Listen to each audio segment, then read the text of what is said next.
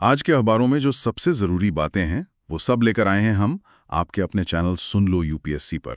अब चाहे द हिंदू हो, इंडियन एक्सप्रेस हो या सरकारी वेबसाइट, हमने सब छान मारा है और लाए हैं सिर्फ वो बातें जो यूपीएससी एग्जाम के लिए वाकई काम आने वाली हैं। सो सिट बैक, रिलैक्स और सुनो वो एनालिसिस जो तुम्हारे मेंस और प्रीलिम्स दोनों में फर्क डाल देगा। ये है तुम्हारा डेली लर्निंग डोज, आसान जुबान में, फुल एक्सप्लेनेशन के साथ। आज तारीख है नवंबर 11, 2025। चलिए शुरू करते हैं आज की विस्तृत चर्चा। आज की पहली बड़ी खबर गवर्नेंस से जुड़ी है। केंद्र सरकार ने 8th सेंट्रल पे कमीशन यानी 8वां केंद्रीय वेतन आयोग, इसका गठन कर दिया है। ये हमेशा एक महत्वपूर्ण घटना होती है जिसका असर सरकारी खजाने और लाखों कर्मचारियों पर पड़ता है। बिल्कुल, इसका गठन आधिकारिक तौर पे हो गया है। अध्यक्ष बनाया गया है रिटायर्ड जस्टिस रंजना प्रकाश देसाई को। Justice Ranjana Prakash Desai, okay. हाँ, और इसमें आईआईएम बैंगलोर के प्रोफेसर पुलक घोष वो पार्ट टाइम सदस्य हैं और पंकज जैन आईएएस सदस्य सचिव हैं। आयोग को अपनी रिपोर्ट 18 महीने में देनी है। 18 महीने, अच्छा खासा टाइम है, मतलब काफी डिटेल में काम होगा। लेकिन यूपीएससी के नजरिए से इसमें क्या खास है इस बार? मतलब हर पे कमीशन महत्वपूर्ण होता है, पर इस बार देखिए, GS2 गवर्नेंस और GS3 इकोनॉमी दोनों के लिए महत्वपूर्ण है, हमेशा ही होता है। लेकिन इस बार जो टर्म्स ऑफ रेफरेंस मतलब TOR दिए गए हैं वो काफी दिलचस्प हैं। अच्छा, कैसे? आयोग को सिर्फ वेतन बढ़ाने पर विचार नहीं करना है। TOR में साफ तौर पर लिखा है कि देश की आर्थिक स्थिति, राजकोषीय विवेक की आवश्यकता मतलब नीड फॉर फिस्कल प्रूडेंस और विकासात्मक व्यय के लिए पर्याप्त संसाधन, ensuring adequate resources for developmental expenditure जैसे फैक्टर्स को ध्यान में रखना है। दिक्कत के बीच बिल्कुल सही पकड़ा, एकदम सही। और यहीं पर एक और बहुत महत्वपूर्ण बिंदु जुड़ता है। वो क्या है? TOR में स्पष्ट रूप से नॉन कॉन्ट्रीब्यूटरी पेंशन स्कीम्स की अनफंडेड कॉस्ट मतलब बिना वित्त पोषित लागत, उस पर विचार करने का निर्देश है। ओह, तो ये सीधा इशारा ओल्ड पेंशन स्कीम OPS की तरफ है? हाँ, ये सीधे तौर पर ओल्ड पेंशन स्कीम बनाम नेशनल पेंशन सिस्टम यानी NPS की जो बहस चल रही है उससे जुड़ता है। हाँ, OPS को लेकर तो काफी राजनीतिक बहस चल रही है पिछले कुछ समय से, और कई राज्यों ने इसे वापस भी लागू कर दिया है। तो क्या ये आयोग की रिपोर्ट OPS के खिलाफ एक तरह का तर्क तैयार करने का आधार बन सकती है सरकार की तरफ से? संभावना तो यही दिखती है। देखिए, सरकार ने आयोग को इसकी अनफंडेड कॉस्ट का बाकायदा अध्ययन करने को कहा है। और आंकड़ा देखिए, 2025-26 के लिए अनुमानित पेंशन बिल ही करीब 2.76 लाख करोड़ है। 6 लाख करोड़? हाँ, 2.76 लाख करोड़ रुपए, ये बहुत बड़ी रकम है।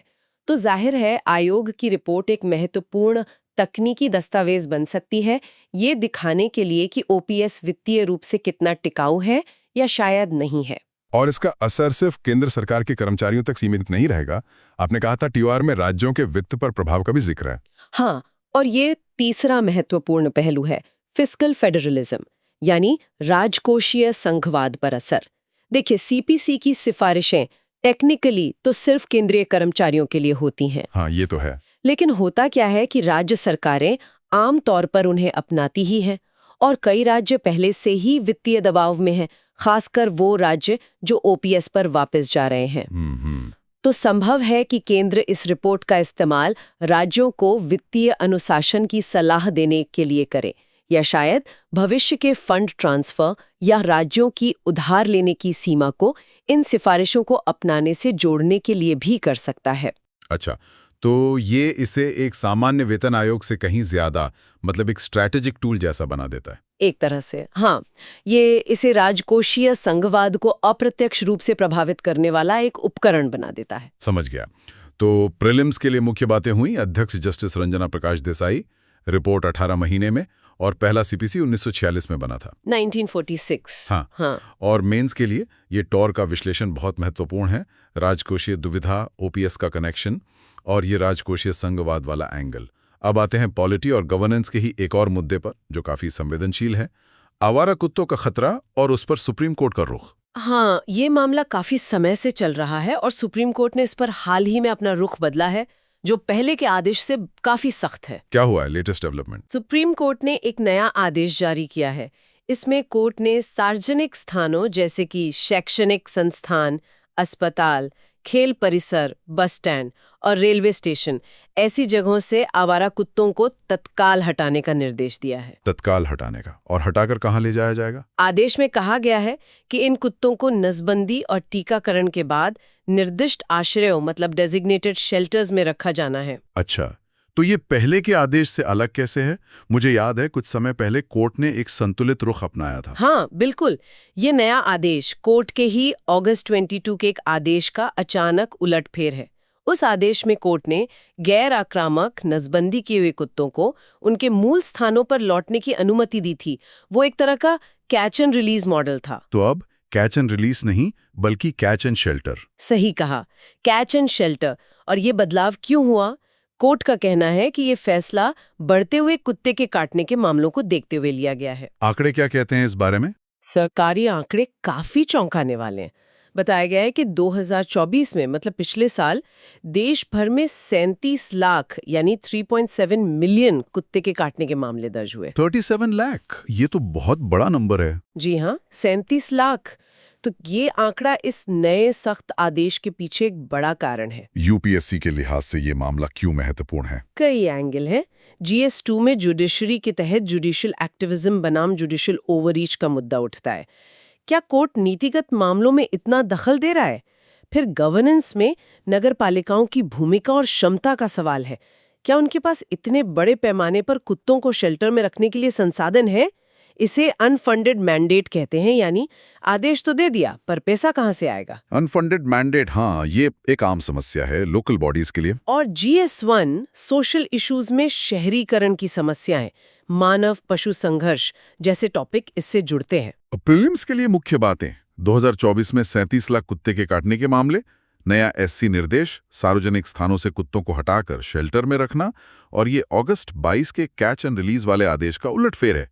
और कोई समय सीमा भी दी है कोर्ट ने। हाँ, कोर्ट ने ये हटाने का काम 8 हफ्तों के भीतर पूरा करने का निर्देश दिया है। सिर्फ 8 हफ्ते? ये तो बहुत टाइट डेडलाइन है। मेंस के लिए इसका विश्लेषण क्या होगा? पहला पॉइंट तो यही है कि सुप्रीम कोर्ट का बार बार रुख बदलना, जिसे पॉलिसी विप्लैश कह सकते हैं, स्थानीय निकायों के लिए बड़ी दुविधा पैदा करता है। वो लॉन्ग टर्म प्लानिंग कैसे करें अगर नियम हर कुछ महीने में बदल जाए? सही बात है। इससे तो प्रशासनिक पक्षाघात मतलब इम्प्लीमेंटेशन पैरालिसिस हो सकता है। बिल्कुल। दूसरा, ये एक क्लासिक अनफंडेड मैंडेट का उदाहरण है जो सिर्फ लक्षण जैसे अस्पतालों में कुत्ते को देख रहा है, मूल कारण को नहीं। कोर्ट खुद मान रहा है कि असली समस्या प्रशासनिक उदासीनता और सिस्टम की विफलता है। और मूल कारण क्या है? जैसे कि अप्रबंधित कचरा जो कुत्तों के लिए खाने का स्रोत है, कुछ लोगों द्वारा नियमित रूप से खाना खिलाना, गैर जिम्मेदार पालतू पशु मालिक, ये सब। कोर्ट का समाधान लाखों कुत्तों को 8 हफ्ते में शेल्टर में डालना इनमें से किसी भी मूल कारण को ठीक नहीं करता। और जैसा आपने कहा, नगर पालिकाओं के पास इसके लिए न फंड है न इंफ्रास्ट्रक्चर, तो ये आदेश व्यवहारिक रूप से लागू करना शायद संभव ही न हो। और फिर शायद कोर्ट की अवमानना याचिकाएं आएंगी और कोर्ट फिर दखल देगा। एक दुष्चक्र जैसा बन जाएगा। बिल्कुल। और एक नैतिक आयाम, एथिकल डायमेंशन भी है। मानव सुरक्षा आर्टिकल 21 बनाम पशु अधिकार और करुणा। कोर्ट इन दोनों के बीच संतुलन बनाने की कोशिश कर रहा है, लेकिन ये बहुत मुश्किल काम है। तो आगे का रास्ता क्या हो सकता है? स्थायी समाधान तो मूल कारणों को संबोधित करने में ही है, जैसे वैज्ञानिक तरीके से एनिमल बर्थ कंट्रोल रूल्स को लागू करना, यानी बड़े पैमाने पर नसबंदी और टीकाकरण, प्रभावी सॉलिड वेस्ट मैनेजमेंट और जिम्मेदार पालतू पशु स्वामित्व को बढ़ावा देना। सिर्फ कुत्तों को हटाने से समस्या हल नहीं होगी। सही कहा। तो मेंस में ये केस स्टडी जुडिशियल ओवररीच, स्थानीय निकायों की चुनौतियों और शहरी भारत की जटिल सामाजिक समस्याओं पर इस्तेमाल की जा सकती है। चलिए अब बिहार चलते हैं। बिहार विधानसभा चुनाव का आज अंतिम चरण का मतदान हो रहा है। हाँ, आज नवंबर 11, 2025 को दूसरे और अंतिम चरण का मतदान है। ये चरण काफी निर्णायक है। करीब 20 जिलों की 122 विधानसभा सीटों पर वोटिंग हो रही है। 122 सीटें, और उम्मीदवार कितने हैं मैदान में? इस चरण में 1302 उम्मीदवार हैं। साथ ही पड़ोसी राज्य झारखंड की घाटशिला सीट पर उपचुनाव भी आज ही हो रहा है। ओके, यूपीएससी के लिए इसकी क्या प्रासंगिकता है? ये तो एक राज्य का चुनाव है। GS2 इलेक्शंस के तहत चुनावों का संचालन election commission of India, ECI की भूमिका और राज्य स्तरीय राजनीति, ये सब प्रासंगिक है। लेकिन यहाँ 2 दिलचस्प पहलू हैं। बताइए। पहला, सुरक्षा का पहलू। कल यानी नवंबर 10 को दिल्ली में लाल किले के पास जो विस्फोट हुआ, हाँ, उसकी खबर है। उसका असर बिहार चुनाव की सुरक्षा व्यवस्था पर भी पड़ा है। रिपोर्ट्स के मुताबिक दिल्ली ब्लास्ट के बाद बिहार में पुलिस को अतिरिक्त सतर्कता बरतनी पड़ रही है, सुरक्षा बल फैले हुए हैं। ये दिखाता है कि कैसे देश के एक हिस्से की घटना दूसरे हिस्से की, खासकर चुनाव जैसी संवेदनशील प्रक्रिया को प्रभावित कर सकती है। इसे इंटरलिंक्ड सिक्योरिटी थ्रेट्स कह सकते हैं। अच्छा पॉइंट है। और दूसरा पहलू? दूसरा पहलू है चुनाव प्रबंधन की चुनौती, खासकर ग्रामीण भारत में। ईसीआई के आंकड़ों के अनुसार इस चरण में शहरी मतदान केंद्र हैं 5326, लेकिन ग्रामीण मतदान केंद्र कितने हैं, अंदाजा लगाइए। शायद शहरी से कुछ ज्यादा। काफी ज्यादा, 40,073। 40,073, मतलब करीब 1.8 का अनुपात। बिल्कुल। ये आंकड़ा दिखाता है कि भारत में चुनाव प्रबंधन मूल रूप से एक ग्रामीण शासन चुनौती, रूरल गवर्नेंस चैलेंज है। दिव्यांगों के लिए पहुंच सुनिश्चित करना, दूर दराज के इलाकों में सुरक्षा देना, बूथ कैप्चरिंग रोकना, मतदान कर्मियों का प्रबंधन, ये सारी चुनौतियां ग्रामीण क्षेत्रों में कहीं ज्यादा जटिल होती हैं। इसके लिए बहुत बड़े पैमाने पर मैन पावर और विकेंद्रीकृत व्यवस्था की जरूरत पड़ती है। ये वाकई महत्वपूर्ण अवलोकन है। तो प्रीलिम्स के लिए अंतिम चरण में 122 सीटें, 1302 उम्मीदवार और घाटशिला झारखंड में उपचुनाव। मेंस के लिए ये ग्रामीण शासन की चुनौती वाला डेटा, 40,073 ग्रामीण बनाम 5,326 शहरी बूथ और अंतर संबद्ध सुरक्षा खतरों का उदाहरण। चलिए अब रुख करते हैं अर्थव्यवस्था की तरफ। एक बहुत ही सकारात्मक खबर आई है। डोमेस्टिक पेंशन फंड्स यानी हमारे घरेलू पेंशन फंड्स ने इक्विटी मार्केट में रिकॉर्ड निवेश किया है। जी हाँ, और ये भारतीय पूंजी बाजार के परिपक्व होने का एक बहुत बड़ा संकेत है। आंकड़ों के मुताबिक जनवरी से सितंबर 2025 के बीच घरेलू पेंशन फंड्स ने इक्विटी में रिकॉर्ड 41,242 करोड़ रुपए का निवेश किया है। 41,242 करोड़ रुपए सिर्फ 9 महीनों में। हाँ, 41,242 करोड़। ये दिखाता है कि भारत के शेयर बाजार और लॉन्ग टर्म निवेश को लेकर भरोसा बढ़ रहा है। यूपीएससी के लिए ये क्यों महत्वपूर्ण है? GS3 इकोनॉमी में कैपिटल मार्केट, पेंशन रिफॉर्म्स, ये सब तो है, लेकिन इसका बड़ा मतलब क्या है? इसका बड़ा मतलब ये है कि भारतीय अर्थव्यवस्था एक सेवर इकोनॉमी से इन्वेस्टर इकोनॉमी की तरफ बढ़ रही है। पहले लोग बचत को सोने, प्रॉपर्टी या बैंक एफडी में रखते थे। अब वो बचत वित्तीय बाजार, फाइनेंशियल मार्केट्स में आ रही है, इक्विटी में लग रही है, जो देश के प्रोडक्टिव कैपिटल फॉर्मेशन के लिए बहुत जरूरी है। और ये बदलाव क्यों आ रहा है? लोग अब ज्यादा रिस्क लेने लगे हैं। इसमें रेगुलेटरी बदलावों का बड़ा हाथ है। जैसे PFRDA ने नेशनल पेंशन सिस्टम के नियम बदले हैं, EPFO ने भी इक्विटी में निवेश की सीमा बढ़ाई है। अब गैर सरकारी NPS सब्सक्राइबर तो अपना 100% तक इक्विटी में लगा सकते हैं, जो पहले 75% था। अच्छा, और रिटेल निवेशों की भागीदारी भी तो बढ़ी है। SIP वगैरह काफी पॉपुलर हुए हैं। बिल्कुल, ये उसी बड़े ट्रेंड का हिस्सा है। आम निवेशक, चाहे सीधे या म्यूचुअल फंड्स, खासकर SIP के जरिए अब बाजार में बड़ा रोल निभा रहे हैं। आज रिटेल और घरेलू संस्थान मिलकर FIIs यानी विदेशी निवेशकों पर बाजार की निर्भरता कम कर रहे हैं। हाँ, पहले तो यही होता था कि FIIs ने पैसा निकाला और बाजार धड़ाम। अब ऐसा नहीं है। ये जो पेंशन फंड का 41,242 करोड़ रुपए है, ये हॉट मनी नहीं है जो आज आया कल चला गया। ये पेशेंट कैपिटल है जो दशकों तक बाजार में रहेगा। ये DIIs यानी डोमेस्टिक इंस्टीट्यूशनल इन्वेस्टर्स का बढ़ता दबदबा बाजार को स्थिरता दे रहा है, वैश्विक उतार चढ़ाव से बचा रहा है। ये एक तरह का काउंटर साइक्लिकल बफर बन गया है। इसे डोमेस्टिक फर्स्ट मार्केट कह सकते हैं। बिल्कुल, और ये दो और बड़े सुधारों का नतीजा है, अर्थव्यवस्था का फॉर्मलाइजेशन और बचत का फाइनेंशियलाइजेशन। वो कैसे? देखिए, पेंशन फंड में पैसा कहाँ से आ रहा है? लाखों वेतनभोगी कर्मचारियों से जो NPS या EPFO में है। ये फॉर्मलाइजेशन का नतीजा है। फिर ये पैसा बैंक FD में पड़े रहने के बजाय इक्विटी में जा रहा है। ये फाइनेंशियलाइजेशन है। और ये पैसा फिर कंपनियों के पास जा रहा है, निवेश के लिए, इंफ्रास्ट्रक्चर के लिए, R&D के लिए। ये कैपिटल फॉर्मेशन है। तो ये आंकड़ा सरकारी नीतियों के सकारात्मक परिणाम का सबूत है। वाह, ये तो पूरी चेन जुड़ गई। प्रीलिम्स के लिए आंकड़ा याद रखना है, 41,242 करोड़, जैन सितंबर 2025। और तुलना के लिए इसी पीरियड में म्यूचुअल फंड्स ने 4.12 लाख करोड़ और बीमा कंपनियों ने 54,373 करोड़ रुपए निवेश किया। सही। मेंस के लिए ये DIIs का उदय, market stability, formalisation, financialisation, capital formation link और वैश्विक झटकों से बचाव, ये सब पॉइंट्स बहुत काम के। बिल्कुल। अब रुख करते हैं अंतर्राष्ट्रीय संबंधों का। प्रधानमंत्री आज से भूटान की यात्रा पर हैं। जी हाँ, नवंबर 11 और 12 2 दिन की यात्रा है और इस यात्रा के कई आयाम हैं जो भारत भूटान के विशेष संबंधों को दर्शाते हैं। क्या क्या एजेंडा है इस विजिट का? 3 मुख्य बातें हैं। पहला एक औपचारिक सेरेमोनियल पहलू है। भूटान के चौथे राजा की 70वीं जयंती के अवसर पर प्रधानमंत्री वहां के लोगों के साथ समारोह में शामिल हो रहे हैं। अच्छा, और दूसरा? दूसरा आर्थिक और ऊर्जा, इकोनॉमिक एनर्जी से जुड़ा है। प्रधानमंत्री पुनातांगछू 2 जल विद्युत परियोजना का उद्घाटन करेंगे।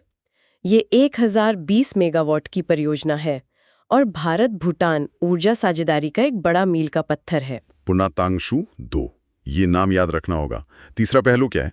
तीसरा सांस्कृतिक और आध्यात्मिक है। भारत से भगवान बुद्ध के पवित्र पिपरहवा अवशेष, सेक्रेड पिपरहवा रेलिक्स, भूटान ले जाए गए हैं, जहां वैश्विक शांति प्रार्थना महोत्सव चल रहा है। प्रधानमंत्री उस प्रदर्शनी को भी देखेंगे। तो ये यात्रा सिर्फ राजनीतिक या आर्थिक नहीं, बल्कि सांस्कृतिक और ऐतिहासिक रूप से भी महत्वपूर्ण है। बिल्कुल, और ये भारत की नेबरहुड फर्स्ट नीति का एक प्रमुख स्तंभ है। भारत भूटान संबंध हमेशा से बहुत खास रहे हैं। हाइड्रो पावर डिप्लोमेसी इसका एक बड़ा उदाहरण है। भारत तकनीकी और वित्तीय मदद देता है और बदले में स्वच्छ ऊर्जा पाता है। लेकिन इस यात्रा का कोई सामरिक महत्व, स्ट्रेटेजिक कॉन्टेक्स्ट भी है, खासकर अभी जब भूटान और चीन के बीच सीमा वार्ता चल रही है। हाँ, ये बहुत महत्वपूर्ण पृष्ठभूमि है। भूटान और चीन के बीच सीमा परिसीमन वार्ता चल रही है, जिसका भारत की सुरक्षा पर सीधा असर पड़ता है, खासकर डोकलाम ट्राई जंक्शन और सिलीगुड़ी कॉरिडोर, चिकन नेक के पास। ऐसे समय में भारतीय प्रधानमंत्री का भूटान जाना और एक बड़ी परियोजना पुनातांगछू 2 का उद्घाटन करना एक मजबूत संदेश देता है। क्या संदेश? संदेश ये कि भारत भूटान का सबसे विश्वसनीय और महत्वपूर्ण भागीदार है। पुनातांगछू 2 जैसी विशाल परियोजना, जिसमें कुछ देरी भी हुई थी, उसका पूरा होना और उद्घाटन भारत की लॉन्ग टर्म कमिटमेंट का सबूत है। ये चीन को भी एक तरह का रणनीतिक संकेत, स्ट्रेटेजिक सिग्नलिंग है कि भारत सिर्फ बातें नहीं करता, बल्कि जमीन पर बड़े पैमाने पर साझा समृद्धि लाता है। ये तो मल्टी ट्रैक डिप्लोमेसी का एक अच्छा उदाहरण लग रहा है। Hard power, hydro projects, soft power, बौद्ध अवशेष और सेरेमोनियल पावर, राजा की जयंती। बिल्कुल सही कहा आपने। ये तीनों का बहुत अच्छा मिश्रण है जो इस रिश्ते की गहराई दिखाता है। प्रीलिम्स के लिए यात्रा की तारीख है नवंबर 11-12, पुनातांगछू 2 प्रोजेक्ट, पिपरहवा अवशेष और नेबरहुड फर्स्ट पॉलिसी। मेंस के लिए multi track diplomacy, strategic signalling to China और भारत भूटान संबंधों का महत्व। अंतर्राष्ट्रीय संबंधों में अगली खबर अमेरिका से है। सर्जियो गोर ने भारत में नए अमेरिकी राजदूत के रूप में शपथ ले ली है। हाँ, ये एक महत्वपूर्ण नियुक्ति है क्योंकि कुछ समय से ये पद खाली था। और दिलचस्प बात यह है कि शपथ ग्रहण समारोह की अध्यक्षता खुद अमेरिकी राष्ट्रपति डोनाल्ड ट्रंप ने की। अच्छा, राष्ट्रपति का खुद मौजूद होना तो इस नियुक्ति को खास महत्व देता है। बिल्कुल, ये दिखाता है कि व्हाइट हाउस भारत अमेरिका संबंधों को कितनी उच्च प्राथमिकता देता है। ये एक महत्वपूर्ण राजनीतिक सिग्नल है। राष्ट्रपति ट्रंप ने इस मौके पर कुछ कहा भी? हाँ, उन्होंने अमेरिका भारत साझेदारी के महत्व को रेखांकित किया और भारत को दुनिया की सबसे पुरानी सभ्यताओं में से एक बताया। उन्होंने नए राजदूत गोर को प्रधानमंत्री नरेंद्र मोदी के साथ अमेरिका के शानदार संबंध को और गहरा करने का काम सौंपा। प्रधानमंत्री मोदी का नाम लेना, ये भी गौर करने वाली बात है। हाँ, ये हाल के वर्षों में देखी गई लीडर टू लीडर डिप्लोमेसी को मजबूत करता है, जैसे हाउडी मोदी या नमस्ते ट्रंप जैसे इवेंट्स हुए थे। ये दिखाता है कि अमेरिकी राजनीतिक नेतृत्व व्यक्तिगत रूप से इस साझेदारी में निवेशित है। तो उम्मीद की जा सकती है कि नए राजदूत के आने से दोनों देशों के बीच रणनीतिक, आर्थिक और सुरक्षा संबंधों को और मजबूती मिलेगी। जी हाँ, ये नियुक्ति एक महत्वपूर्ण चैनल खोलती है जिससे द्विपक्षीय एजेंडा सुचारू रूप से आगे बढ़ सके। प्रीलिम्स के लिए राजदूत का नाम Sergio Gor, Sergio Gor. Mains के लिए राष्ट्रपति की भागीदारी का महत्व और लीडर टू लीडर डिप्लोमेसी का एंगल महत्वपूर्ण है। अमेरिका से ही एक और बड़ी खबर, वहां की सीनेट ने आखिरकार सरकारी कामकाज बंदी यानी गवर्नमेंट शटडाउन को खत्म करने के लिए बिल पास कर दिया है। ये शटडाउन काफी लंबा चला है ना? हाँ, ये रिकॉर्ड 41 दिन चला। अमेरिकी इतिहास का सबसे लंबा गवर्नमेंट शटडाउन था ये। सीनेट ने कल मतलब नवंबर 10 को इसे खत्म करने के लिए 60-40 के वोट से कानून पारित किया। 41 दिन, इसके तो काफी गंभीर परिणाम हुए होंगे। बिल्कुल।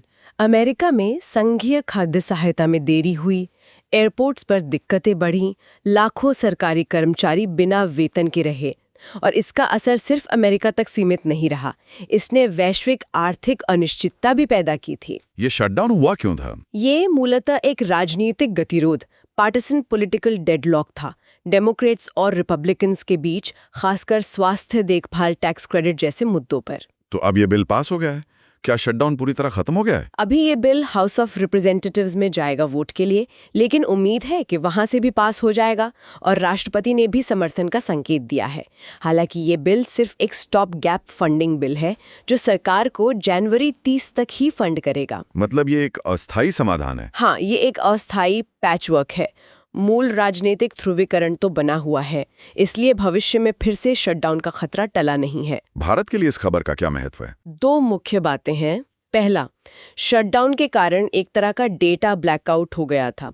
अमेरिकी सरकारी एजेंसियां बंद थीं, तो वो महत्वपूर्ण आर्थिक डेटा जैसे jobs data, inflation, trade data जारी नहीं कर पा रही थीं। हाँ, और पूरी दुनिया के बाजार और सेंट्रल बैंक जैसे आरबीआई इन आंकड़ों पर नजर रखते हैं नीतिगत फैसले लेने के लिए। बिल्कुल। तो इस डेटा ब्लैकआउट ने काफी अनिश्चितता पैदा कर दी थी। शटडाउन खत्म होने से अब ये डेटा फिर से आने लगेगा, जो भारतीय नीति निर्माताओं और बाजारों के लिए राहत की बात है। और दूसरा पॉइंट यह है कि ये घटना अमेरिकी राजनीतिक सिस्टम की एक कमजोरी को उजागर करती है। ये दिखाता है कि कैसे उनकी आंतरिक राजनीति वैश्विक अर्थव्यवस्था में अस्थिरता पैदा कर सकती है। ये GS2 के सिलेबस टॉपिक विकसित देशों की नीतियों और आंतरिक राजनीति का भारत के हितों पर प्रभाव का एक परफेक्ट केस स्टडी है। सही कहा।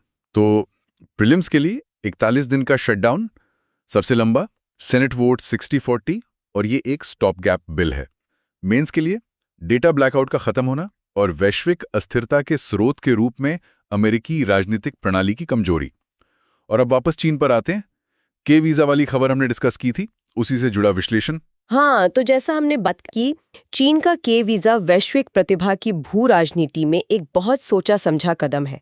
इसका मुख्य उद्देश्य क्या है? सिर्फ टैलेंट आकर्षित करना या कुछ और? ये सिर्फ टैलेंट आकर्षित करना नहीं है, बल्कि उस टैलेंट को मोड़ना है, डाइवर्ट है, जो शायद अमेरिका या यूरोप चाहता। चीन अमेरिका में H1B वीजा की अनिश्चितताओं और बढ़ती फीस का फायदा उठा रहा है। रिपोर्टें आ रही हैं कि भारत से इस के वीजा में काफी रुचि दिखाई जा रही है। तो ये अमेरिका चीन तकनीकी प्रतिस्पर्धा का एक नया मैदान बन गया है, मानव पूंजी को लेकर। बिल्कुल। चीन अपनी वीजा नीति का इस्तेमाल आर्टिफिशियल इंटेलिजेंस, सेमीकंडक्टर्स, रोबोटिक्स जैसे महत्वपूर्ण क्षेत्रों में अपने R&D को तेज करने के लिए कर रहा है। ये दशकों से चले आ रहे ब्रेन ड्रेन को उलटने की कोशिश भी है, जहां चीनी छात्र और प्रोफेशनल्स विदेश जाते थे, अब वो विदेशी टैलेंट को अपने यहाँ लाना चाहते हैं। भारत के लिए ये एक सीधी चुनौती कैसे है? हमारे लोग तो हमेशा से बाहर जाते रहे। चुनौती ये है कि अब उनके पास पश्चिम के अलावा एक और आकर्षक विकल्प है, जो शायद बेहतर सुविधाएं और कम ब्यूरोक्रेटिक हर्डल्स ऑफर करें। ये भारत पर दबाव डालता है कि वो सिर्फ स्किल इंडिया पर फोकस ना करें, बल्कि रिटेन इंडिया पर भी ध्यान दें। हमें ऐसा माहौल बनाना होगा जहां हमारी प्रतिभा को देश में ही अच्छी नौकरियां और शोध के अवसर मिलें और उन्हें यहाँ सिस्टम से जूझना ना पड़े। ये बात तो सही है। तो के वीजा सिर्फ अमेरिका के लिए नहीं, भारत के लिए भी एक महत्वपूर्ण डेवलपमेंट है। हाँ, ये भारत के डेमोग्राफिक डिविडेंड को भुनाने की हमारी क्षमता पर भी सवाल खड़े करता है। अगर हम अपनी ही टॉप टैलेंट को नहीं रोक पाएंगे तो ये डिविडेंड का क्या फायदा? सही है। मेंस के लिए ये पॉइंट्स बहुत महत्वपूर्ण है। जियोपॉलिटिक्स ऑफ टैलेंट, अमेरिका चीन प्रतिद्वंदिता में टैलेंट का रोल और भारत के लिए ब्रेन ड्रेन और रिटेंशन की चुनौती।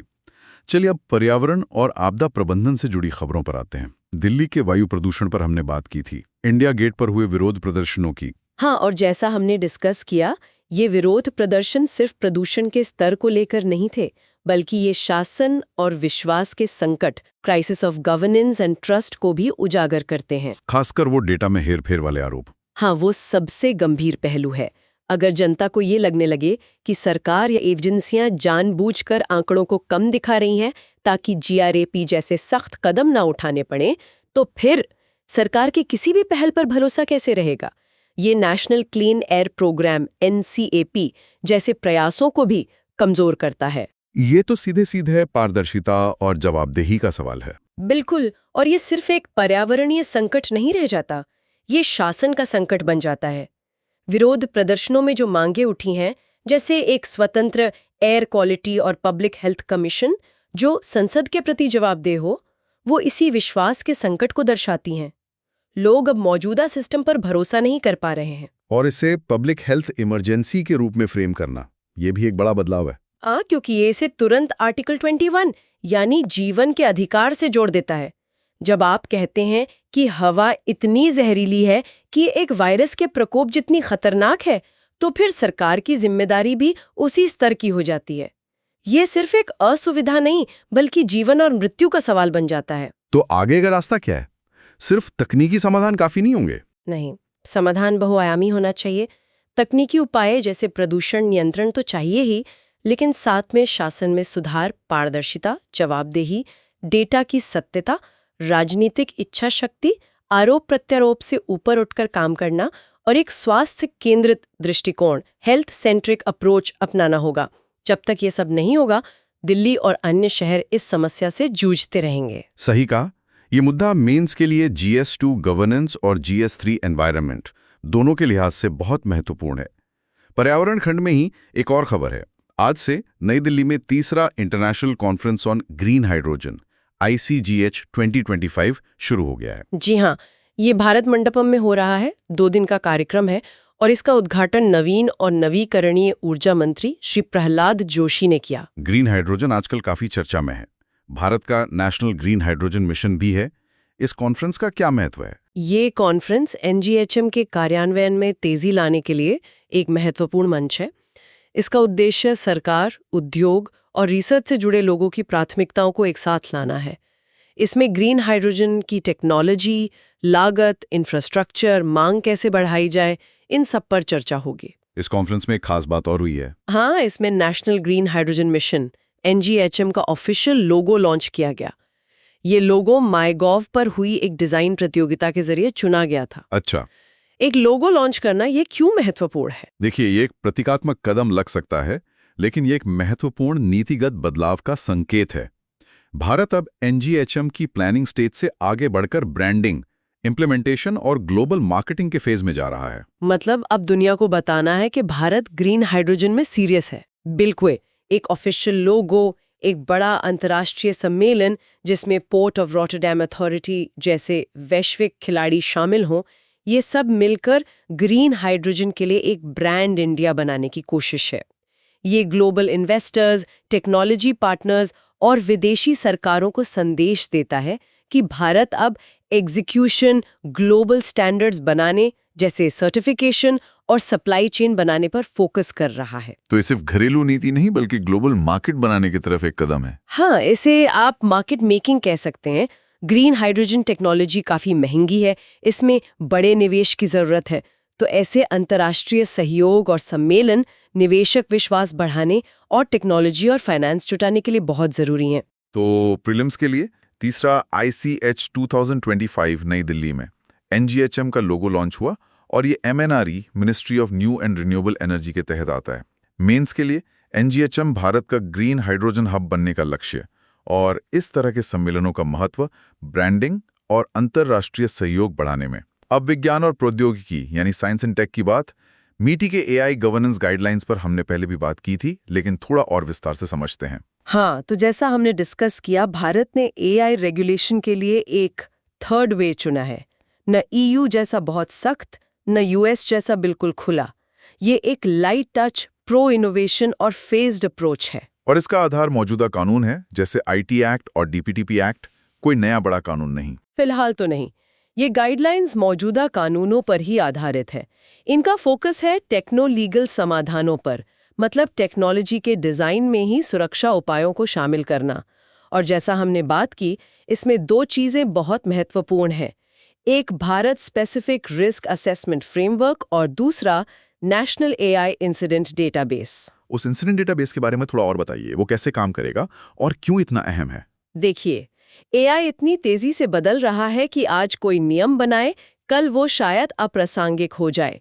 ये डेटाबेस एक तरह से लर्निंग सिस्टम की तरह काम करेगा। जब भी एआई सिस्टम से कोई गड़बड़ी होती है, मान लीजिए कोई एल्गोरिदम किसी खास समूह के खिलाफ भेदभाव करता है, या कोई सेल्फ ड्राइविंग कार दुर्घटना करती है, या डीप फेक से कोई नुकसान होता है, तो इन घटनाओं को इस राष्ट्रीय डेटाबेस में दर्ज किया जाएगा। अच्छा, फिर इस डेटा का क्या होगा? एप्लीकेशन में ज्यादा जोखिम है, कहाँ रेगुलेशन की जरूरत है, कहाँ मौजूदा नियम काफी है, ये रियल टाइम सबूत आधारित फीडबैक देगा। इसी डेटा के आधार पर वो रिस्क असेसमेंट फ्रेमवर्क को लगातार फाइन ट्यून करते रहेंगे। तो ये रेगुलेशन को स्टैटिक रखने के बजाय डायनामिक और एडेप्टिव बना देगा। एग्जैक्टली, ये इसे एडेप्टिव और एविडेंस बेस्ड बनाता है। यही इस लाइट टच अप्रोच की जान है। बिना इस डेटाबेस के लाइट टच अप्रोच शायद लापरवाह या अप्रभावी साबित हो। ये डेटाबेस सुनिश्चित करेगा कि रेगुलेशन जरूरत के हिसाब से विकसित होता रहे, टेक्नोलॉजी के साथ साथ। और स्टार्टअप्स के लिए रेगुलेटरी सैंडबॉक्स का क्या मतलब है? रेगुलेटरी सैंडबॉक्स एक कंट्रोल्ड एनवायरनमेंट होता है, जहां नई कंपनियां या स्टार्टअप्स अपने एआई प्रोडक्ट्स को रियल वर्ल्ड डेटा पे टेस्ट कर सकते हैं, लेकिन रेगुलेटर की निगरानी में और थोड़ी ढील के साथ। इससे उन्हें इनोवेशन करने और अपने प्रोडक्ट्स को बेहतर बनाने का मौका मिलता है, बिना बहुत ज्यादा रेगुलेटरी बोझ के। समझ गया। तो ये पूरा मॉडल इनोवेशन और सेफ्टी के बीच संतुलन बनाने की कोशिश है। हाँ, और ये भारत को एआई डेवलपमेंट के लिए एक आकर्षक डेस्टिनेशन बनाने की भी कोशिश है। ये दुनिया को दिखाता है कि भारत एआई को लेकर गंभीर है, लेकिन वो इनोवेशन को दबाना नहीं चाहता। मीन्स के लिए ये third way, incident database, regulatory sandbox और टेक्नो लीगल अप्रोच जैसे कीवर्ड्स बहुत महत्वपूर्ण हैं। अब आते हैं आंतरिक सुरक्षा यानी इंटरनल सिक्योरिटी पर। दिल्ली में लाल किले के पास जो विस्फोट हुआ, उस मामले में अब यूएपीए लगा दिया गया है और जांच तेज हो गई है। हाँ, ये बहुत गंभीर घटना है। सोमवार शाम को लाल किला मेट्रो स्टेशन के बाहर एक कार में ये विस्फोट हुआ, जिसमें दुर्भाग्य से 9 लोगों की जान चली गई और 20 से ज्यादा लोग घायल हुए। आज इसमें क्या अपडेट्स हैं? आज 2-3 बड़े अपडेट्स हैं। पहला, दिल्ली पुलिस ने एफआईआर दर्ज कर ली है और इसमें यूएपीए यानी अनलॉफुल एक्टिविटीज प्रिवेंशन एक्ट और एक्सप्लोजिव्स एक्ट की धाराएं लगाई गई हैं। यूएपीए लगना, इसका मतलब है कि इसे आतंकी हमला माना जा रहा है। जी हाँ, यूएपीए भारत का सबसे सख्त आतंकवादी विरोधी कानून है। इसका लगना दिखाता है कि सुरक्षा एजेंसियां इसे एक पूर्व नियोजित आतंकी कृत्य मान रही हैं, न कि कोई साधारण दुर्घटना। और जांच कौन कर रहा है? एक मल्टी एजेंसी जांच शुरू हो गई है। इसमें दिल्ली पुलिस की स्पेशल सेल तो है ही, साथ में नेशनल इन्वेस्टिगेशन एजेंसी एनआईए भी शामिल हो गई है। नेशनल सिक्योरिटी गार्ड एनएसजी की पोस्ट ब्लास्ट एनालिसिस टीम और फॉरेंसिक साइंस लेबोरेटरी एफएसएल भी जांच में मदद कर रही हैं। एनआईए का शामिल होना भी महत्वपूर्ण है ना? बिल्कुल। एनआईए का गठन ही 2008 मुंबई हमलों के बाद ऐसे मामलों की जांच के लिए हुआ था जिनका असर एक से ज्यादा राज्यों पर हो या जिनके अंतर्राष्ट्रीय लिंक हों। एनआईए के आने से जांच का दायरा और गंभीरता बढ़ जाती है। और उस कार के बारे में कुछ पता चला है जिसमें विस्फोट हुआ? हाँ, कार एक हुंडई i20 का पता लगा लिया गया है। शुरुआती रिपोर्ट्स बता रही हैं कि ये कार कई बार खरीदी बेची गई थी और इसका आखिरी पहचाना गया मालिक पुलवामा, जम्मू कश्मीर का रहने वाला था। पुलवामा? ये लिंक तो मामले को और भी पेचीदा बना देता है। निश्चित रूप से। पुलवामा लिंक सामने आते ही सुरक्षा एजेंसियों के लिए खतरे का स्तर बढ़ जाता है। ये तुरंत इसे एक संभावित अंतर्राष्ट्रीय या सीमा पार आतंकी साजिश के दायरे में ले आता है, भले ही अभी तक किसी समूह ने जिम्मेदारी ना ली हो। इसी वजह से देश भर में हाई अलर्ट भी जारी किया गया है। और जैसा हमने बिहार चुनाव के संदर्भ में बात की थी, इसका असर वहां की सुरक्षा पर भी पड़ा। हाँ, ये दिखाता है कि कैसे एक घटना पूरे देश की सुरक्षा स्थिति को प्रभावित कर सकती है। ये शहरी आतंकवाद अर्बन टेररिज्म की चुनौतियों में भी उजागर करता है, कैसे भीड़-भाड़ वाले सॉफ्ट टारगेट्स जैसे मेट्रो स्टेशन हमलों के लिए आसान निशाना बन सकते हैं। तो प्रीलिम्स के लिए 9 मौतें, रेड फोर्ट मेट्रो स्टेशन, जांच एजेंसियां, Delhi police, NIA, NSG, FSL, UAPA और एक्सप्लोजिव्स एक्ट लागू, और पुलवामा लिंक। मेंस के लिए यूएपीए का महत्व, एनआईए की भूमिका, अर्बन टेररिज्म की चुनौतियां और ये पुलवामा लिंक कैसे खतरे को बढ़ाता है। अब बात करते हैं सामाजिक मुद्दों और कल्याण की। आज नवंबर 11 नेशनल एजुकेशन डे यानी राष्ट्रीय शिक्षा दिवस है। जी हाँ, और ये दिन भारत के पहले शिक्षा मंत्री मौलाना अबुल कलाम आजाद की जयंती के उपलक्ष्य में मनाया जाता है। 2008 में तत्कालीन मानव संसाधन विकास मंत्रालय, अब शिक्षा मंत्रालय ने इसे राष्ट्रीय शिक्षा दिवस के रूप में घोषित किया था। मौलाना आजाद का भारतीय शिक्षा प्रणाली में क्या योगदान रहा? उनका योगदान बहुत फाउंडेशनल है। वो एक महान विद्वान और स्वतंत्रता सेनानी तो थे ही, लेकिन पहले शिक्षा मंत्री के रूप में उन्होंने आजाद भारत की शैक्षिक संरचना की नींव रखी। वो एक दूरदर्शी नेता थे। किन संस्थानों की स्थापना में उनकी भूमिका थी? आज भारत के जो शीर्ष संस्थान हैं, उनमें से कई की नींव उन्होंने रखी या रखने में महत्वपूर्ण भूमिका निभाई, जैसे यूनिवर्सिटी ग्रांट्स कमीशन यूजीसी, पहले Indian Institute of Technology IITs, Indian Institute of Science ISIC Bangalore. ये सब उनकी दूरदृष्टि का परिणाम है। अच्छा, आईआईटीज और यूजीसी, ये तो बहुत बड़ा योगदान है। हाँ, और सिर्फ विज्ञान और तकनीकी नहीं, उन्होंने कला और संस्कृति को भी उतना ही महत्व दिया। साहित्य अकादमी, ललित कला अकादमी और संगीत नाटक अकादमी, इन तीनों प्रमुख अकादमियों की स्थापना भी उन्होंने ही की थी। वाह, तो उनका विजन काफी समग्र था। बिल्कुल, उनका मानना था कि शिक्षा हर व्यक्ति का जन्म सिद्ध अधिकार है और ये सामाजिक परिवर्तन का एक उपकरण है।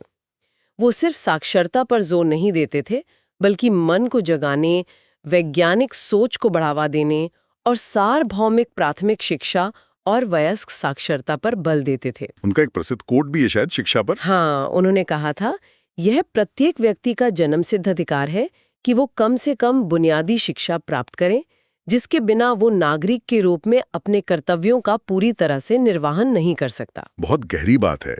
आज 2025 में इस दिन का क्या महत्व है, खासकर जब हम नेशनल एजुकेशन पॉलिसी 2020 को लागू कर रहे हैं? ये दिन एनईपी 2020 जैसे आधुनिक सुधारों को मौलाना आजाद के मूल आदर्शों की कसौटी पर परखने का एक मौका देता है। उनके जो विचार थे, जैसे क्रिटिकल थिंकिंग, मन को जगाना, मल्टी डिसिप्लिनरी अप्रोच, विज्ञान और कला दोनों को महत्व देना, शिक्षा को सिर्फ किताबी ज्ञान से आगे ले जाना, वही सब तो एनईपी 2020 भी हासिल करना चाहता है। तो ये दिन उन फाउंडेशनल आइडियल्स को याद करने और रीअफर्म करने का दिन है। और उनकी विरासत को दोहरे स्तंभ, ट्विन पिलर्स वाला मॉडल कहा जा सकता है। हाँ, एक तरफ वैज्ञानिक और तकनीकी उत्कृष्टता आईआईटीज और आईएससी, और दूसरी तरफ सांस्कृतिक संरक्षण और कलात्मक अभिव्यक्ति, तीनों अकादमियां। उन्होंने इन दोनों को एक दूसरे का पूरक माना, विरोधी नहीं। ये होलिस्टिक विजन आज भी उतनी ही प्रासंगिक है। तो प्रीलिम्स के लिए नेशनल एजुकेशन डे, नवंबर 11, मौलाना आजाद की जयंती, उनके द्वारा स्थापित मुख्य संस्थान यूजीसी, आईआईटीज, 3 अकेडमीज। मेंस के लिए मौलाना आजाद का विजन, एनईपी 2020 के लिए बेंचमार्क और उनकी ट्विन पिलर्स वाली विरासत। संस्कृति और विरासत खंड में आज से नेशनल ट्राइबल लिटरेचर फेस्टिवल 2025 यानी राष्ट्रीय जनजातीय साहित्य महोत्सव भी शुरू हो रहा है। जी हाँ, ये 2 दिन का कार्यक्रम है, नवंबर 11 और 12, और इसे मिनिस्ट्री ऑफ ट्राइबल अफेयर्स, जनजातीय कार्य मंत्रालय आयोजित कर रहा है। ट्राइबल लिटरेचर फेस्टिवल, ये आदि महोत्सव से अलग है, क्योंकि आदि महोत्सव भी तो होता है। हाँ, ये एक महत्वपूर्ण अंतर है। आदि महोत्सव जो ट्राइफेड आयोजित करता है, वो ज्यादातर मूर्त संस्कृति पर केंद्रित होता है, जैसे जनजातीय शिल्प, भोजन, प्रदर्शन कलाएं, जिनका एक आर्थिक पहलू भी होता है। अच्छा, तो ये लिटरेचर फेस्टिवल किस पर फोकस करता है? जैसा कि नाम से ही जाहिर है, इसका फोकस खास तौर पर लिटरेचर यानी साहित्य पर है। इसमें जनजातीय भाषाओं में लेखन, कविता, मौखिक परंपराएं, लोक कथाएं, इन सब पर ध्यान दिया जाता है। इसी तरह का एक फेस्टिवल मार्च 2025 में गुवाहाटी में भी हुआ था। तो ये अमूर्त सांस्कृतिक विरासत, इंटेंजिबल कल्चरल हेरिटेज के संरक्षण से जुड़ा है। बिल्कुल। यूनेस्को जिसे इंटैंजिबल कल्चरल हेरिटेज कहता है, उसमें मौखिक परंपराएं, प्रदर्शन कलाएं, सामाजिक प्रथाएं आती हैं। जनजातीय साहित्य, खासकर जो लिखा नहीं गया, जो पीढ़ी दर पीढ़ी कहानियों और गीतों के रूप में चला आ रहा है, वो इसका एक बहुत महत्वपूर्ण हिस्सा है। संविधान में भी तो भाषाओं और संस्कृतियों के संरक्षण की बात है। हाँ, आर्टिकल 29 नागरिकों को अपनी विशिष्ट भाषा, लिपि या संस्कृति को संरक्षित करने का अधिकार देता है। ये फेस्टिवल एक तरह से आर्टिकल 29 को सक्रिय रूप से लागू करने का प्रयास है। कैसे? ये सिर्फ निष्क्रिय सुरक्षा, पैसिव प्रोटेक्शन नहीं है। ऐसे मंच जनजातीय लेखकों, कवियों, कहानीकारों को अपनी बात कहने का अवसर देते हैं। ये मौखिक परंपराओं को डॉक्यूमेंट करने, उन्हें प्रकाशित करने और लुप्त हो रही भाषाओं को पुनर्जीवित करने में मदद करते हैं। ये जनजातीय पहचान को सिर्फ एक म्यूजियम की वस्तु या मेले के क्राफ्ट तक सीमित न रखकर उसे एक जीवित बौद्धिक परंपरा, साहित्य के रूप में मान्यता देता है। तो ये सिर्फ एक सांस्कृतिक कार्यक्रम नहीं, बल्कि पहचान और अधिकारों से जुड़ा मुद्दा भी है। निश्चित रूप से ये अनसुनी आवाजों को बढ़ाने का एक प्रयास है, लेकिन इसका असली फायदा तब होगा जब इन त्योहारों को अकादमिक संस्थानों और पब्लिशिंग हाउस से जोड़ा जाए, ताकि यहाँ प्रस्तुत साहित्य का दस्तावेजीकरण हो, अनुवाद हो और वो राष्ट्रीय स्तर पर लोगों तक पहुंचे। चलिए, सही कहा। तो प्रीलिम्स के लिए national Tribal Literature festival November 11-12 ministry of tribal affairs द्वारा आयोजित। मेंस के लिए इंटेंजिबल कल्चरल हेरिटेज का संरक्षण, आर्टिकल 29 का कार्यान्वयन और मूर्त बनाम अमूर्त संस्कृति पर फोकस का बदलाव। चलिए अब आज की खबरों से जुड़े कुछ एथिक्स केसलेट्स देखते हैं जो GS4 के लिए उपयोगी हो सकते हैं। केसलेट 1, ये इंडिया गेट प्रदूषण विरोध वाली खबर से जुड़ा है। मान लीजिए आप राज्य प्रदूषण नियंत्रण बोर्ड में एक वरिष्ठ अधिकारी हैं।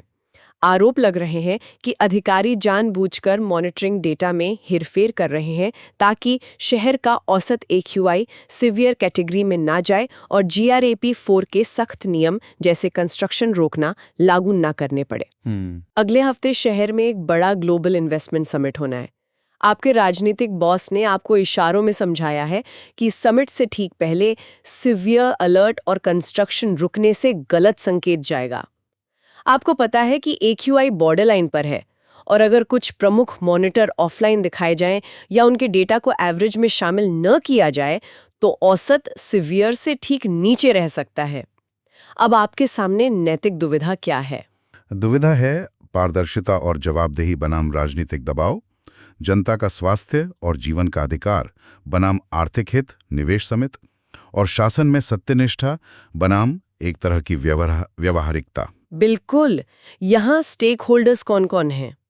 आप खुद, आपके बॉस, शहर के नागरिक, खासकर बच्चे, बुजुर्ग, निवेशक और वो निर्माण मजदूर जिनकी दिहाड़ी चली जाएगी अगर काम रुका तो। यहाँ सही कदम क्या होगा? देखिए, जानबूझकर डेटा में हेरफेर करना या उसे छुपाना, खासकर जब मामला लोगों के स्वास्थ्य से जुड़ा हो, ये नैतिक रूप से किसी भी तरह सही नहीं ठहराया जा सकता। ये सार्वजनिक विश्वास का उल्लंघन है और सिविल सेवा के मूल मूल्यों सत्यनिष्ठा, निष्पक्षता, लोक सेवा के प्रति समर्पण के खिलाफ है। अल्पकालिक आर्थिक दिखावे के लिए नागरिकों के स्वास्थ्य को खतरे में डालना नैतिक रूप से गलत है।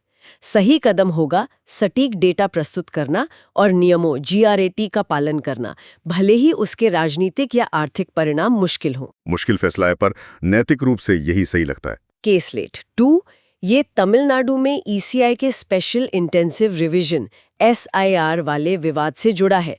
मान लीजिए आप तमिलनाडु के चीफ इलेक्टोरल ऑफिसर CEO हैं।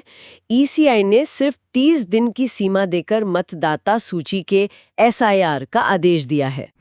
राज्य सरकार इसका विरोध कर रही है, इसे वास्तविक NRC बता रही है। लेकिन इससे भी जरूरी बात यह है कि आपको अपने फील्ड स्टाफ से, बूथ लेवल ऑफिसर से विश्वसनीय रिपोर्ट मिल रही है कि इतने कम समय में हर घर का वेरिफिकेशन करना असंभव है और इस अनुचित जल्दबाजी में हजारों असली मतदाता, खासकर गरीब, प्रवासी या जिनके पास पूरे दस्तावेज नहीं है, सूची से बाहर हो सकते हैं। अब आपके सामने क्या नैतिक दुविधा है? यहाँ दुविधा है ईसीआई के आदेश का पालन करना बनाम कानून की आत्मा मतदान का मौलिक अधिकार को बनाए रखना, एक साफ सूची बनाने की प्रक्रियात्मक शुद्धता बनाम एक समावेशी सूची सुनिश्चित करने का वास्तविक न्याय, और राजनीतिक निष्पक्षता बनाए रखना बनाम जमीनी हकीकत पर एक्शन लेना। सही। स्टेक होल्डर्स हैं आप, सीईओ, ईसीआई आपका संवैधानिक बॉस, राज्य सरकार आपका प्रशासनिक बॉस, असली मतदाता खासकर कमजोर वर्ग और राजनीतिक दल। यहाँ सीईओ को क्या करना चाहिए? सीईओ का पहला कर्तव्य संविधान के प्रति है, जो वोटिंग के अधिकार की गारंटी देता है। अगर प्रक्रिया ऐसी है जिससे बड़े पैमाने पर असली मतदाता बाहर हो सकते हैं, तो वो प्रक्रिया ही सवालों के घेरे में आ जाती है। निष्पक्षता का मतलब निष्क्रियता नहीं होता।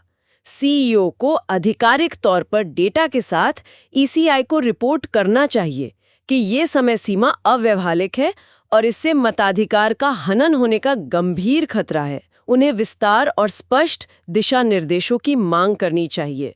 सिर्फ ये कहकर पल्ला झाड़ लेना कि आदेश ऊपर से आया है या ये राज्य सरकार की जिम्मेदारी है, ये अपने कर्तव्य से भागना होगा।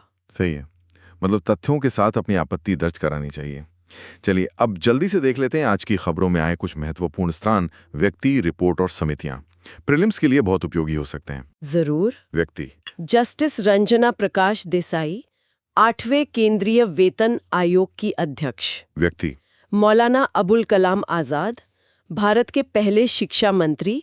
जयंती नवंबर 11, राष्ट्रीय शिक्षा दिवस। व्यक्ति, सर्जियो गोर, भारत में नए अमेरिकी राजदूत। स्थान, Red Fort metro station, Delhi नवंबर 10, कार विस्फोट स्थल, UAPA, जांच जारी। स्थान, इंडिया गेट, दिल्ली, वायु प्रदूषण के खिलाफ नागरिक विरोध का स्थल। स्थान, भूटान पीएम मोदी की यात्रा, नवंबर 11 और 12, पुनाट संगचू 2 का उद्घाटन। स्थान, तमिलनाडु, ईसीआई के SIR विवाद का केंद्र। फड रिपोर्ट दिशा निर्देश, इंडिया AI गवर्नेंस गाइडलाइंस, मीटी द्वारा जारी, लाइट टच अप्रोच। रिपोर्ट दिशा निर्देश, special intensive revision, SIR, ECI का मतदाता सूची पुनरीक्षण अभ्यास, तमिलनाडु में विवादित। समिति निकाय, 8th सेंट्रल पे कमीशन, नवगठित, अध्यक्ष जस्टिस देसाई। समिति निकाय, NIA and NSG, Delhi Lal Qila विस्फोट की जांच में शामिल। प्रौद्योगिकी नीति, चाइनाज के वीजा, कुशल स्टेम प्रतिभा के लिए नया वीजा। प्रौद्योगिकी नीति, पुनाट संगचू 2 प्रोजेक्ट, भारत भूटान जल विद्युत परियोजना। अब कुछ महत्वपूर्ण आंकड़े देख लेते हैं जो आज की खबरों से सामने आए हैं।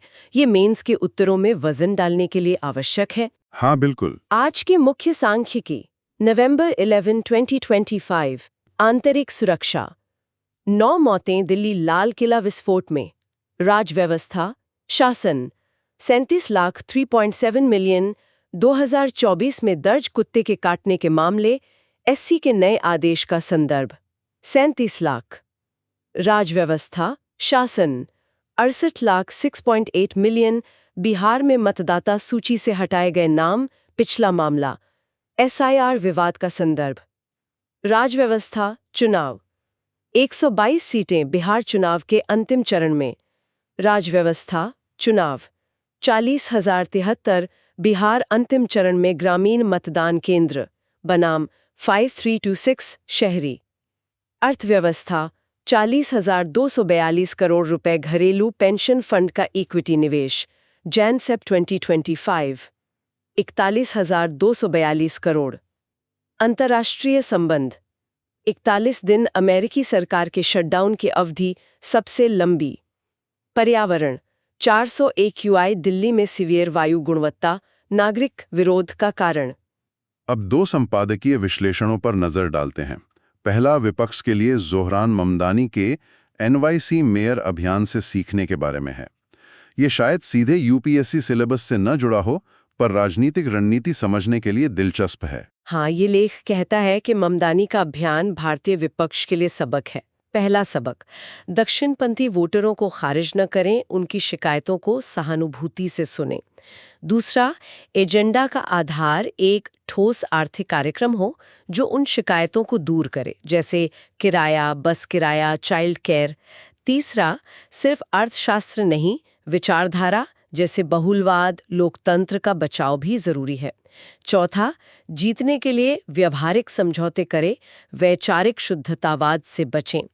पांचवां, आलोचकों को समझाने की कोशिश करें, उन्हें खारिज न करें। और छठा, जमीनी प्रचार और रचनात्मक सोशल मीडिया का उपयोग करें। दिलचस्प पॉइंट्स हैं। दूसरा संपादकीय ईसीआई के स्पेशल इंटेंसिव रिवीजन SIR पर है, जिस पर हमने बात की। हाँ, ये संपादकीय DMK की सुप्रीम कोर्ट याचिका के तर्कों को सामने रखता है। पहला तर्क SRA वोटिंग के अधिकार का उल्लंघन है, क्योंकि ये नागरिकता जैसे सबूत का बोझ डालता है। दूसरा, ये संघवाद का उल्लंघन है, क्योंकि ECI ने इसे राज्य पर एक तरफा थोपा है। तीसरा, इसका कानूनी आधार Representation of the People Act 1950 या संबंधित नियमों में नहीं है।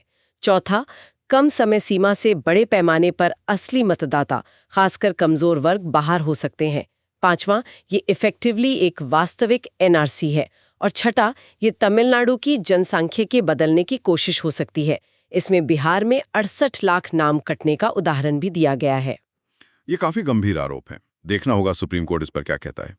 चलिए अब आज की कुछ सबसे महत्वपूर्ण प्रीलिम्स फैक्ट्स का द्रुत कुमरीक्षण कर लेते हैं। ठीक है। ठीक है। रेड, HCPC अध्यक्ष justice Ranjana Prakash Desai. Red, National Education Day नवंबर 11, मौलाना अबुल कलाम आजाद जयंती।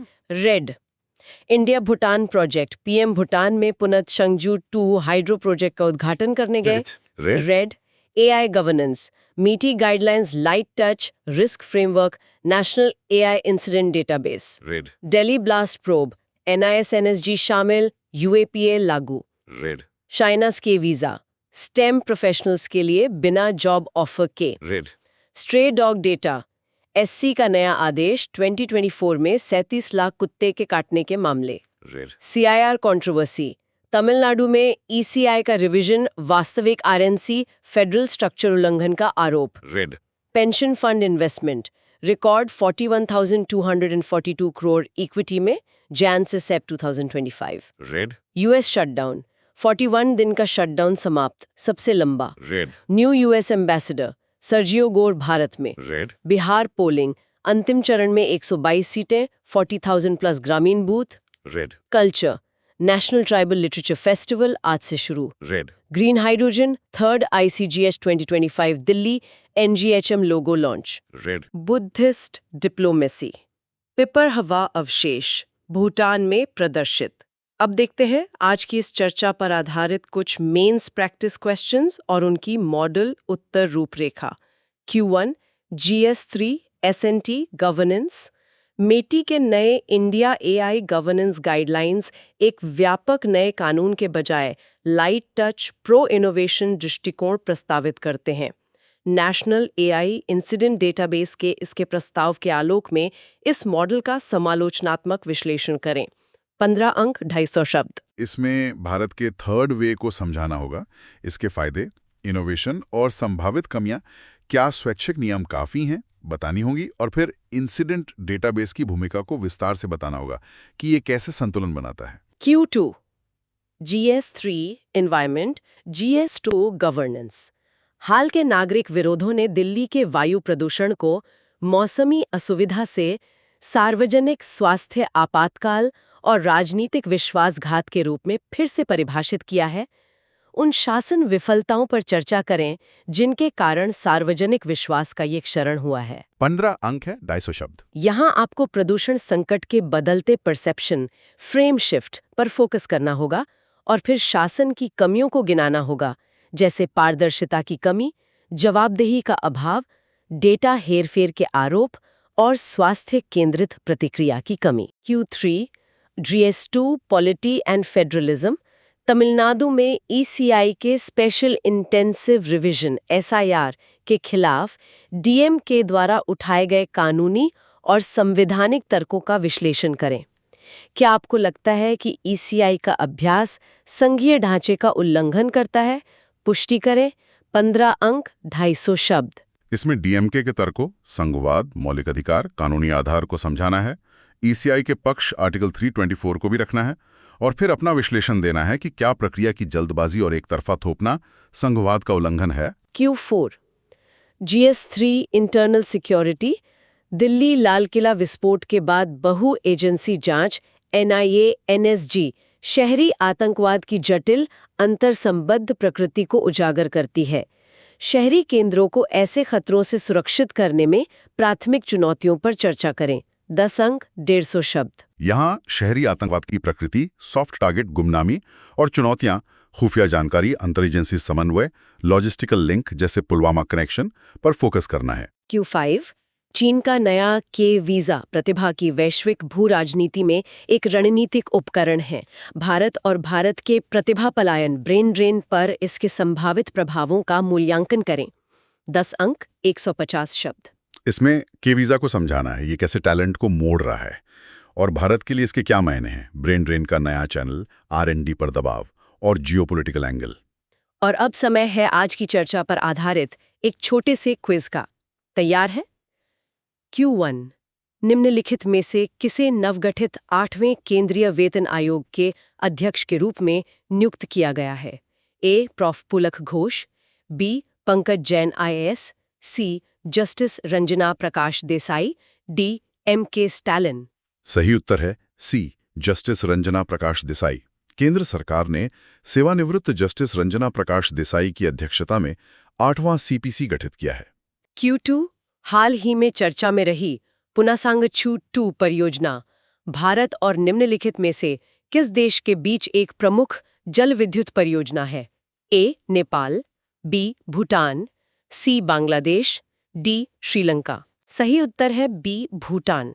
प्रधानमंत्री की भूटान यात्रा में पुनत्संगचू 2 जल विद्युत परियोजना का उद्घाटन शामिल है। Q3 हाल ही में मिति द्वारा अनावरण किए गए इंडिया AI गवर्नेंस गाइडलाइंस निम्नलिखित में से किसकी सिफारिश करते हैं? 1. EU के समान एक नया व्यापक और भारी AI अधिनियम। 2. एक नेशनल AI इंसिडेंट डेटाबेस। 3. एक टेक्नो लीगल दृष्टिकोण जो DPDP अधिनियम जैसे मौजूदा कानूनों का लाभ उठाता है। नीचे दिए गए कोड का उपयोग करके सही उत्तर चुनें। नीचे दिए गए कोड का उपयोग करके सही उत्तर चुनें। A. केवल 1 और 2। नीचे दिए गए कोड का उपयोग करके सही उत्तर चुनें। B. केवल 2 और 3। नीचे दिए गए कोड का उपयोग करके सही उत्तर चुनें। C. केवल 1 और 3। नीचे दिए गए कोड का उपयोग करके सही उत्तर चुनें। D. 1, 2 और 3। सही उत्तर है B. केवल 2 और 3।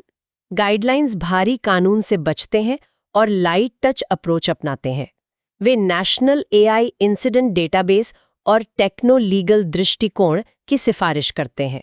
तो एक गलत है, 2 और 3 सही हैं। Q4 मतदाता सूची का स्पेशल इंटेंसिव रिवीजन SIR जो तमिलनाडु में विवाद का केंद्र बन गया है, को इस आधार पर चुनौती दी गई है कि यह A. Model code of conduct का उल्लंघन करता है, B. एक वास्तविक NRC है और संघीय ढांचे का उल्लंघन करता है, C. केंद्र सरकार द्वारा वित्त पोषित नहीं किया गया था, D. अवैध रूप से मतदाता पंजीकरण के लिए EVM का उपयोग करता है। सही उत्तर है B. एक वास्तविक NRC है और संघीय ढांचे का उल्लंघन करता है। DMK की याचिका का मुख्य तर्क यही है कि ये नागरिकता जैसा बोझ डालता है और ECI द्वारा इसका एक तरफा थोपना संघीय ढांचे का उल्लंघन है। Q5 किस देश ने कुशल स्टेम पेशेवरों को आकर्षित करने के लिए नया के वीजा लॉन्च किया है, जिसमें पूर्व नौकरी प्रस्ताव की आवश्यकता न होने जैसी ढीली आवश्यकताएं हैं? A. United states, B. United kingdom, C. India, D. China. सही उत्तर है D. चाइना।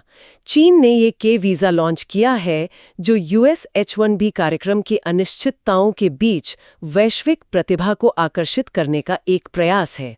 तो ये थी आज की प्रमुख खबरें और उनका विस्तृत विश्लेषण। की टेकअवेज संक्षेप में। 8th पे कमीशन गठित, अध्यक्षता जस्टिस रंजना प्रसाद देसाई करेंगी। TOR में फिस्कल प्रूडेंस और OPS लागत पर फोकस। मीटी ने AI गवर्नेंस गाइडलाइंस जारी किए, light touch approach, risk framework और नेशनल AI इंसिडेंट डेटाबेस पर जोर। पीएम भूटान दौरे पर पुनत्सांगचू 2 हाइड्रो प्रोजेक्ट का उद्घाटन और पिपरावा रिलिक्स के जरिए सॉफ्ट पावर डिप्लोमेसी।